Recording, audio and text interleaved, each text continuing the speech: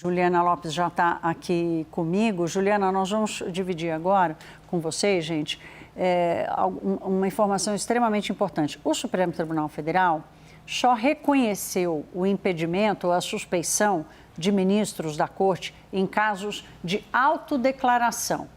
Essas informações foram adiantadas pela Folha de São Paulo, foram confirmadas pela nossa equipe aqui da CNN Brasil, ou seja, quando o próprio ministro decide que ele não pode atuar em determinado processo porque se vê ali impedido por algum conflito de interesse, casos que tenham passado antes por ele ou não. Dos 473 pedidos que chegaram ao Supremo na última década, nos últimos 10 anos, quase 74 foram negados sem uma análise do colegiado. A gente vai dar uma olhada agora em algum dos casos de questionamento da atuação dos ministros que foram negados. Vou chegar aqui para trás para vir bem para cá. Dias Toffoli, em primeiro lugar, a anulação da delação premiada do ex-governador do Rio de Janeiro, Sérgio Cabral, em um julgamento envolvendo o mensalão. Aqui houve um questionamento, foi negado. Gilmar Mendes, com o caso do habeas corpus dado ao empresário Eike Batista, que tinha um desdobramento ali da Operação Lava Jato. O ministro Alexandre de Moraes, Flávio Dino e Cristiano Zanin, os três foram questionados a respeito da atuação no processo da trama golpista, negação também, foram negados também. Importante lembrar, nenhum desses pedidos foi aceito. Agora vamos dar uma olhada naqueles casos em que os ministros se autodeclararam impedidos. E vamos trazer aqui os mais recentes, volto para cá.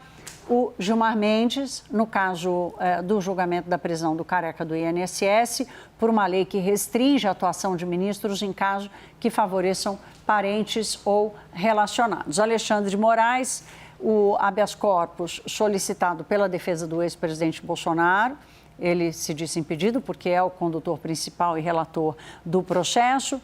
Flávio Dino se declarou impedido para julgar uma lei estadual do Maranhão que ele mesmo sancionou, ele era governador, né? Foi governador do Maranhão, antes de vir para o governo Lula como ministro da Justiça e ocupar uma vaga no STF. E, por fim, o Cristiano Zanin, ali se colocou impedido de participar do julgamento de Fernando Collor. Juliana, temos vários pedidos, 470 e tantos, e nos últimos 10 anos, poucos casos em que o ministro se diz impedido de assumir. Qual a interpretação que a gente pode fazer? Tem uma básica que a gente está falando agora sobre munição para a oposição, para os críticos do trabalho feito pelos magistrados. Isso aqui também dá abertura para que essa munição seja ampliada, né? Tem uma crítica sendo feita agora sobre a condução dos trabalhos dos magistrados, principalmente dos relatores desses processos no Supremo Tribunal Federal. Então, a gente está falando de partidos políticos ou advogados, as próprias defesas de réus que pedem o impedimento. A gente viu isso acontecer ali durante o julgamento da trama golpista, mas isso é recusado, né? E há uma autodeclaração quando os ministros assim decidem. E abre espaço, Thaís, para uma discussão que é muito importante nesse momento, que vem com essa fala de Edson Fachin, que é a criação de um código de conduta, né, de revisão de algumas regras em relação ao Supremo Tribunal Federal. Isso que era rechaçado pelos ministros. Quando começou-se a se debater esse assunto lá no Congresso Nacional, a gente sabe que tem projeto de lei para, de alguma forma, mudar algumas regras. No caso das decisões monocráticas, esse é um desses exemplos. Mas agora Edson Fachin vem falando sobre a conduta, que são regras mais amplas, mas fala sobre uma revisão dessas condutas. Aí tem um ponto que a gente precisa discutir nesse momento, que é ampliar essas regras, trazer mais regras para esse jogo. Realmente vai resolver algumas questões envolvendo todo o poder que tem os ministros da Suprema Corte. O passado já não vai mais resolver. O passado não resolve. O passado já foi. E o passado está faltando, tem muita página riscada aí com caneta preta de todos esses casos, de vários casos que a gente já citou aqui. Ou será que algumas condutas, né, tem regras já estabelecidas para magistrados em todo o país, se elas forem de fato seguidas, né, da maneira como elas deveriam, isso já não resolve o problema. A gente está falando, por exemplo, de ministros que têm parentes com relações em algumas ações que são julgadas pela Suprema Corte. Então, a gente está falando, nesse momento, de uma maneira mais ampla, com um entendimento mais amplo do que somente o que a oposição estava colocando ali no Congresso,